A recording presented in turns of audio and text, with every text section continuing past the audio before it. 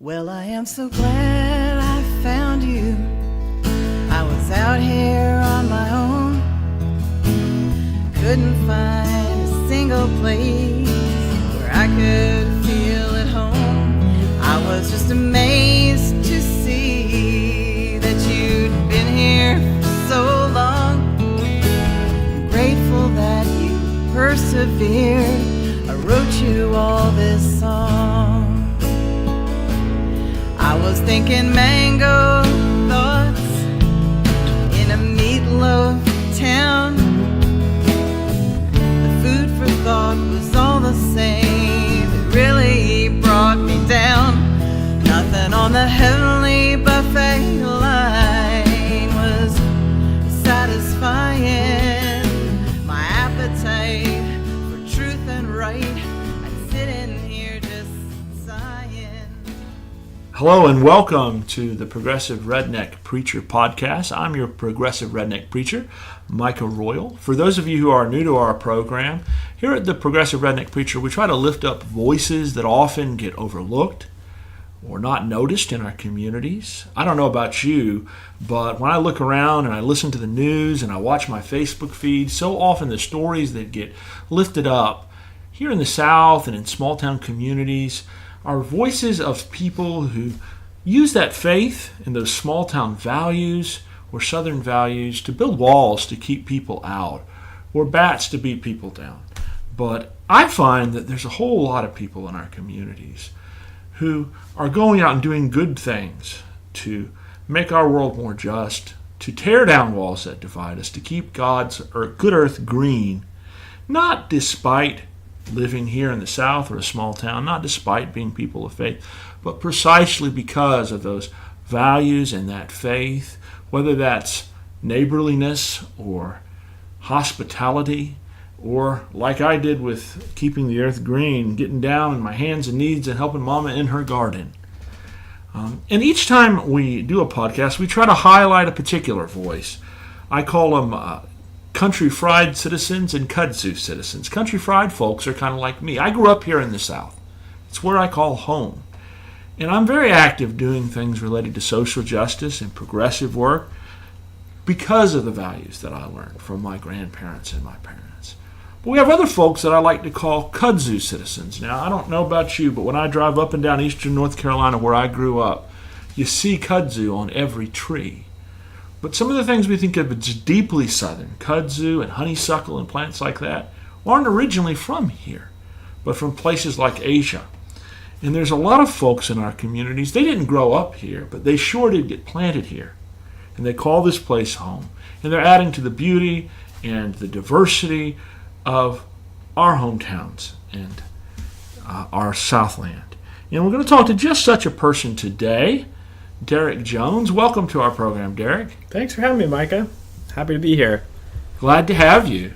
And you were telling me as we were sitting down for a bite to eat a little bit about how you moved here to the South, following love, I understand? Yeah, exactly right. I'm originally from Southern California, Orange County, the other Orange County, the plastic one. And I, born and raised there, was feeling trapped by all the materialism, and just so happened to meet my now spouse, who was also from Southern California, but was at the time getting her master's at Duke. She just happened to be home for the summer, and we fell in love, and I left it all behind for love, and it was a fantastic move. It's been a decade now since that happened, and best decision I ever made. Yeah, I'm glad you made it. And I hate going back to California. I'm always happy to come back home to North Carolina. What's the thing you like the most about being here? I know it's not the humidity. That was one of the harder things to get used to. Topography was also really difficult to get used to. In Southern California, there are no trees. So you always know which direction you're going because you can see the mountains to the east and the ocean to the west. And here you have no idea. We thought we were going to get murdered in the woods and no one would find us for weeks. But I think we've come to love just the community and the neighborliness here. I think people have time they don't have time. They make time for one another in a way that most people in Southern California are so consumed by the rat race and keeping up with the Joneses and chasing the material possessions and this lifestyle that's so elusive that they just don't, there's no room left in the day for your neighbors or friends or family. And in fact, the only things people do there are like go to the mall. Yeah. That's it. So here there's, we found just such a much more varied and sort of interesting experience with a lot of folks from all over the world. And yeah, I think we just have really enjoyed all the people. Well, I'm glad you moved here, and yeah, me too. Are one of our neighbors. And speaking of neighborliness, one of the things I like to do on this show is my mother used to she'd always say, "Come on and put your feet underneath the table." And if you were a neighbor or a guest come to visit, and you knew you were at home when that happened. So I always like to sit down and as we talk, kind of practice neighborliness by sitting at the table together. And today we started out with a bite to eat, and we're having some tea. And I was going to just mention a little bit about what I brought. Yeah, please do. We had a little bit of Turkish lentil soup, and we're having some hot tea. And one of the reasons I brought that, when I think about what you do with the Sanctuary Task Force, am I getting the name right? Triangle Sanctuary Task Force. It's a work in progress, I suppose. Okay.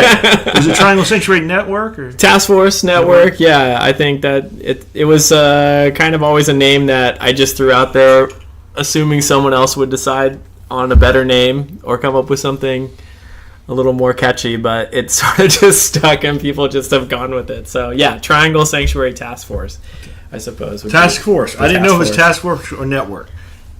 Maybe Network's better. Okay. Maybe we'll change it to Network.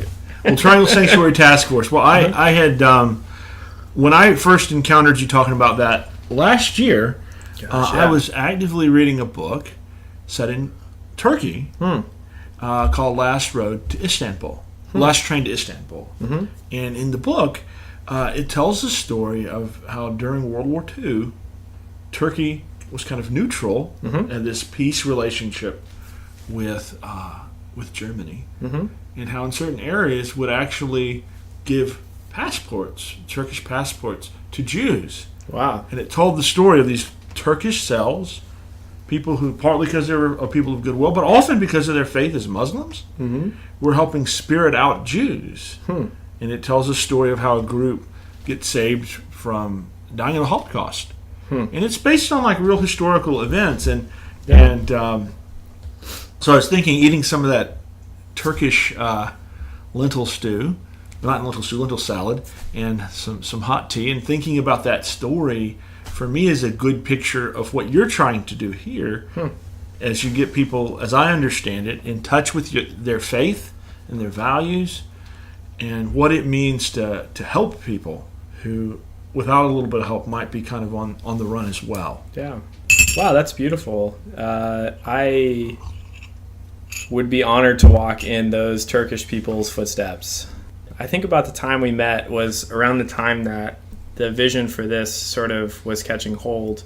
I think like most people, I was pretty shocked by the Trump election in 2016 and just really felt like, so two things. One, being incredibly frustrated what an active role Christianity played in that election, both pro-Trump and anti-Hillary, with her name and her family being a guise for misogynism. I mean, like misogyny. I mean, ultimately it was, you had decades of people, men and women, being told that women can't be leaders.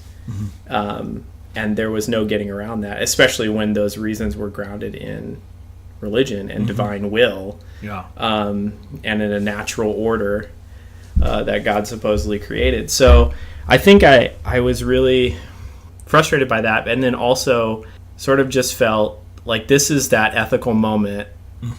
So I was a philosophy major in undergrad, and it was one of those like, okay, like this is when that like, hey, what would you have done in Nazi Germany sort of question actually plays out in your life, and you have to make a decision like where are you going to be, when you look back on your life, God willing, like 30, 40 years from now, like, and you're going to be talking to your grandkids about what you did during that time.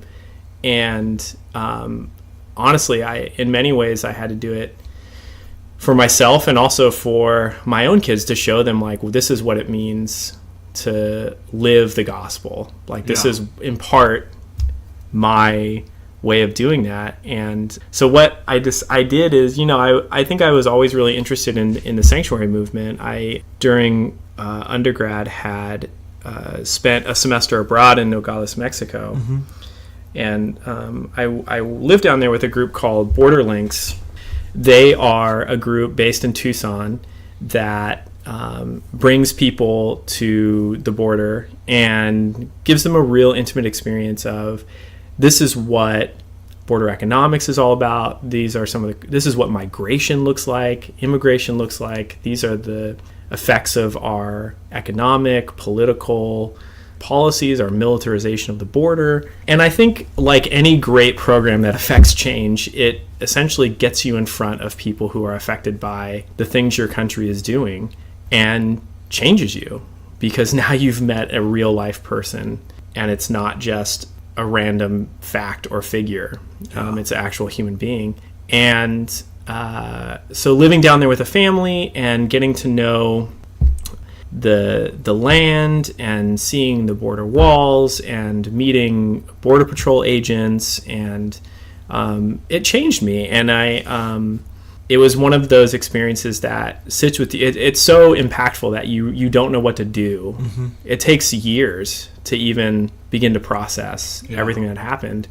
And one of the places we had visited in Tucson, just south of Tucson, is Southside Presbyterian Church, which that's the church that sort of started the sanctuary movement back in the 70s and 80s in response to the refugee crisis out of Central America, which was essentially caused by the CIA funding of dictatorships in Central America to maintain our banana republics down there. And a bunch of pastors and lay people out in Arizona decided that this was just not acceptable, that we were not taking these asylum cases and deporting these people who were then just shot the second they got off the plane. So we're going to basically do what folks in the draft had done in Vietnam, and that is just like become conscientious objectors and rely on the biblical notion of sanctuary. And so they made a huge national case out of it. John Fife is sort of the most famous clergy person, and he was the pastor of Southside Presbyterian. But meeting him and seeing the space of the church and hearing like everything they had done had always stuck with me. And so, and I unfortunately wasn't that involved when a lot of this was going on under the Obama administration.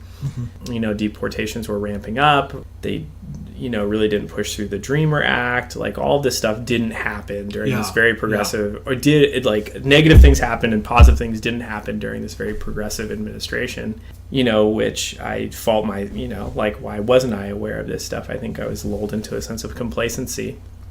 But, now once these xenophobic threats became realized in the election, it just occurred to me that like this is something that I really want to be a part of. And when I had talked to my clergy people about it in church, I got, I think, a response that most people get, which is like, we don't have the space for it. We don't have a shower.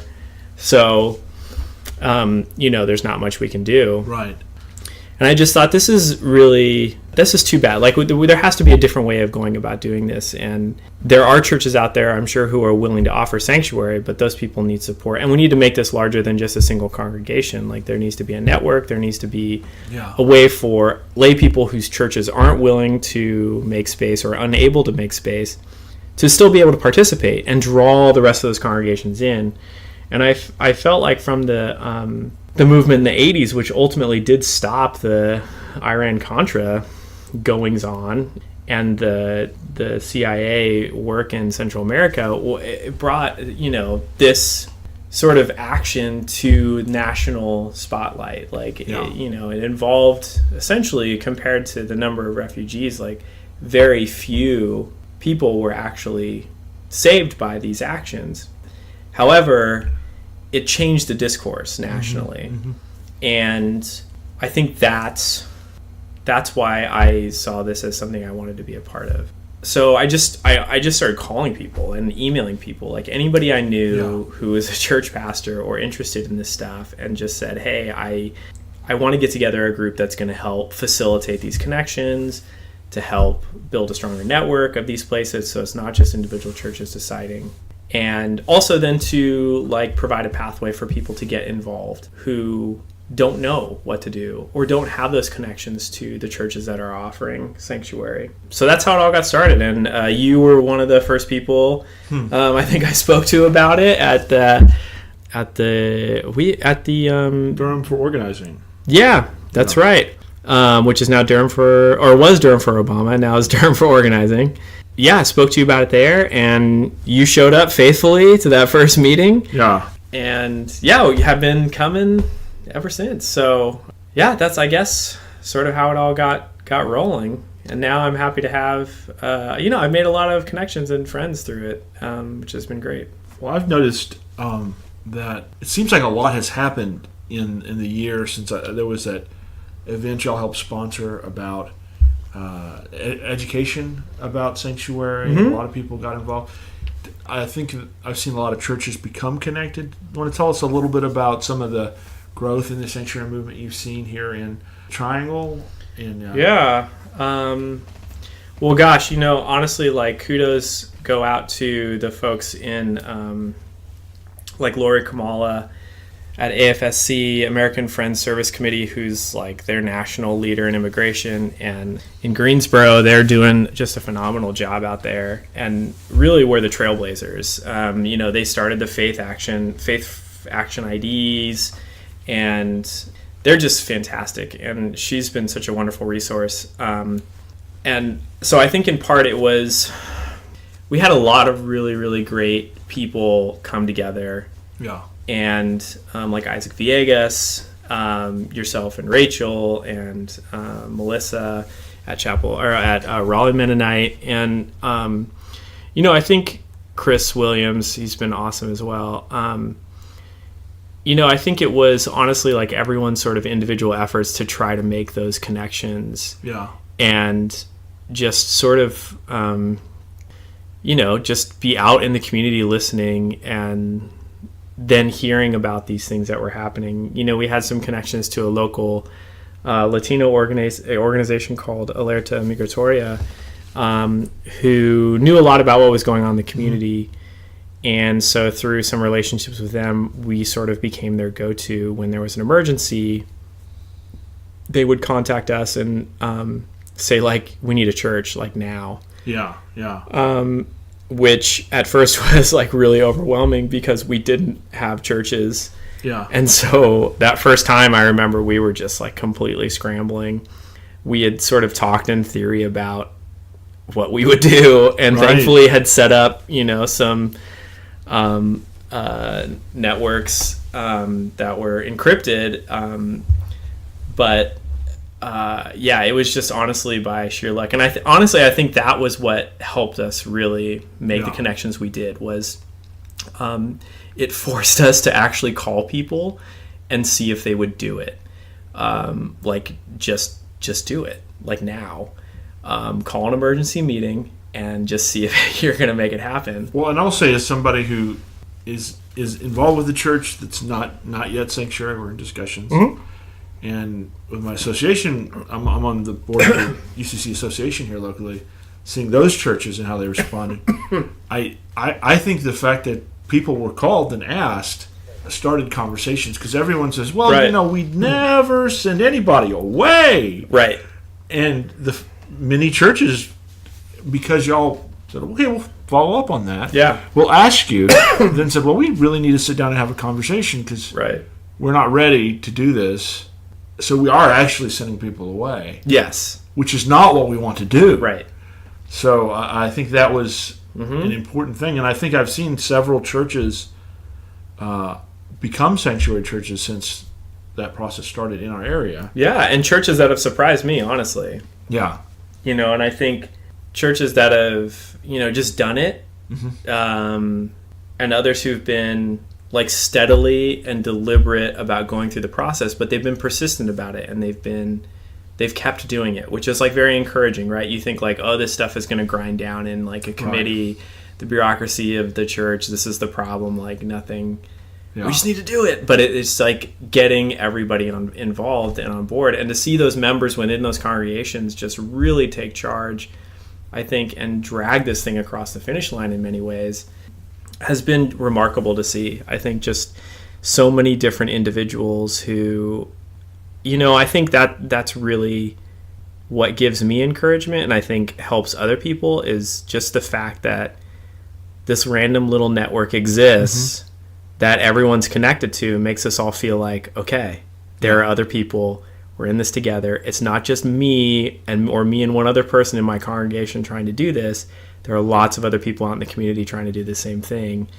And I know that once we get a meal train going, this thing's going to get spread around and people are going to sign up. And it's not just going to be on me doing this the whole time. I think that's always been real. The second I start to feel like, oh man, we're not making any progress, suddenly I hear about, from someone in the group who's like, oh yeah, this other church they're talking about it, or they're getting ready to do it, or the second a need comes up now, it's like we can say, yeah, we have a church, like let's do it. Let's get you in touch with their people and let's go. I think it's great to be in a state now and in a community where we have like the most sanctuary cases in the country. Is really, really cool. And who would have thought it would be in North Carolina? With all of our other national headlines in the news. I think it says something about the communities here and the people here and what they're, yet again, how many times our legislators do not represent the values of the voters. So I've been very proud to be a part of a community and see this community really come together, a lot of people in the churches, and to do things that I think have surprised everyone, even their own congregations, right? To hear some of the pastors out in Greensboro, like at St. Barnabas, talk about what Sanctuary has done for their churches is just such a wonderful thing. I had coffee with Doug Wong at Umstead right before Christmas. And that was one of the things he was talking to me about, like how his church came alive. Yeah. And they discovered different sides to their faith, to being the church, and learned a lot. From, they're trying to be a host. But they learned so much from the family they were supporting that strengthened their own faith and had the ways they got involved with the church. And it kind of fits what you're talking about there. Who would have thought we would be changed by the gospel? Right. The word of God is living and active. Gosh, if we live it, it changes us. Yeah. It pierces us. I think... a lot of people talk about, not a lot of people, I hear from time to time people who say, sanctuary is ineffective ultimately, right? Like it's not going to change policy. It's not going to change. What we need is policy. What we need are better laws, new legislators, new representatives. And okay, fair enough, right? Fair enough. But part of the problem is that people haven't connected their beliefs to their vote, right? Their values to their vote. And so they're being told to vote in a certain way without ever having met anyone who's affected by their vote, the policies that are being enacted. So I think, like, how do you change people? Yeah. You don't change them by telling them, like, presenting a shinier person to vote for. You change them by making them live their beliefs, like really live them out when their feet are in the fire, when someone else's life is on the line. Okay, do it. Like, let's see it. Yeah. Let's see what you stand for. And man, that is when, like, when Jesus calls you to give all your possessions away, Yeah. As the rich man, and you do it, good God, you become Francis of Assisi. Like, no kidding, because like that's what the gospel does to us. Right. So yeah, I think there's more power in our faith than we even realize, right? Like these are the kernels, the mustard seeds that like move mountains.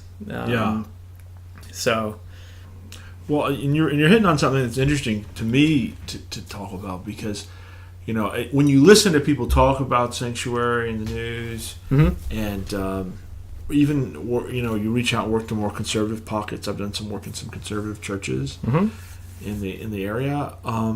A lot of people will talk about sanctuary as if it's a political thing. Right? It's a political movement. Right. And I hear you talking about the gospel. What are some of the gospel convictions that inspire what you're doing? Yeah, great question. So I will say that everything about the gospel is political, right? So this is, I think in many ways, like, this is nothing new. Not even in the sense that we're following in the footsteps of folks from the 70s and 80s, but like these sorts of justice issues, the saints that have gone before us have been fighting these for a long, long time. This is nothing less than the gospel encountering death in the world, and the state's power to use death to remain sovereign. So everything about what we do, everything about our worship is political. I wish people would recognize that. Right. But I think, in particular, I want people of faith to reclaim the political nature of the gospel. And I think to reclaim, specifically in this context in the U.S., to reclaim the term evangelical, that groups and a political party have captured and weaponized for their own gain. And I think in many ways that's what I'm most fed up with, is the use of my faith for their own ends, and them being like wolves in sheep's clothing, capturing God's own by it, and leading them astray. I think that's, I like to, do groups frustrate the heck out of me? Yeah, absolutely. But like ultimately, it's because they've had decades of horrible teaching rammed down their throats. Like their minds have been completely warped in a particular way. And that's, I think they've been numbed by this doublespeak. So there's a great, I'll call him ethicist theologian. His name is William Stringfellow. Oh, yeah. He's an Episcopal layperson. He was a lawyer. I think he's from the South. Maybe not. Probably not. Which you have to find particularly exciting. Yeah, No, you are an Episcopalian. I'm an Episcopalian, yeah. So like the second, Episcopalians like historically not been known for the best stuff. So the second you get a great Episcopalian, you get pretty pumped. But he writes a lot about the powers and principalities in the world, and some of his stuff is really great. The book I would recommend for those of you out there who are interested is Ethics for Christians and Others in a Strange Land. And one of the things he says is like one of the tools of the powers and principalities is Babel, like just nonsense garbage speak, because it's so confusing and disorienting, and it numbs you, and you just sort of give up, right? You just give up and you stop paying attention, which this is exactly what's happening around us. This is why Trump employs Twitter all the time, right? It's a tool to just like grind us down. And he has a great line in the book, and it's, "When in Babylon, speak truth." And it is just like, that is what we have to be doing. It's like, in the face of all this nonsense, we speak truth. Right. And of course they're going to call it whatever they're going to call it. Right. They don't understand it, but it's the truth. Right. And those who have eyes will see, and those who have ears will hear. And that is how we, I think, reclaim the gospel, live it out in this day and age, and reclaim the term evangelical and represent our evangelical faith, is by being willing to put up when the rest of them aren't. Mm-hmm. Like, to live it out in the face of everyone else who's not, and say, like, all right, you're welcome to join us. Well, I think you mentioned St. Francis earlier. So yeah. He said, what does he say? Preach the gospel always, and when necessary, use words. Right. To not just mouth it, right, but to say, come on over here. Right. Yeah. Yeah. And live it. Live it. That's right.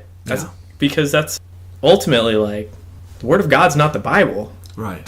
The Word of God is Jesus, like, in-fleshed, incarnate, like, living out in the world. Like, that's what we're supposed to be doing, being little Christs around to one another out in the world. You know, that's, I think, what I love about the liturgy in the Episcopal Church is, like, the cross comes in, we process, but at the end of the service, it leaves the church. We go out. Like, we leave. Yeah. Jesus leaves. We don't stay in church. We go out. And that's what we need to be doing to combat all the babble that's coming from the pulpits and the podiums of this world, is to live it. And I think one small way to do that is sanctuary work, I think.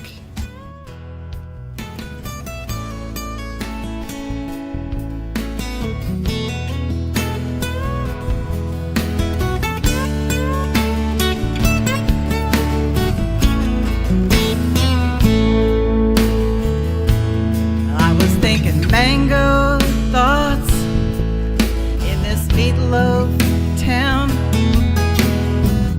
Now my soul is on a roll. I got you folks all around. We got us a feast for the spirit and a feast for the mind. We speak the truth, walk in love. We remember to be kind.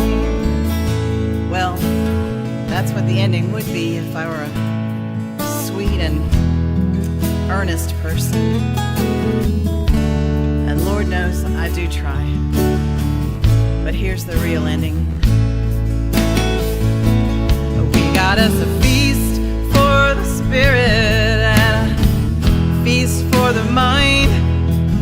But in case of rapture, pack a snack, 'cause we'll be left behind.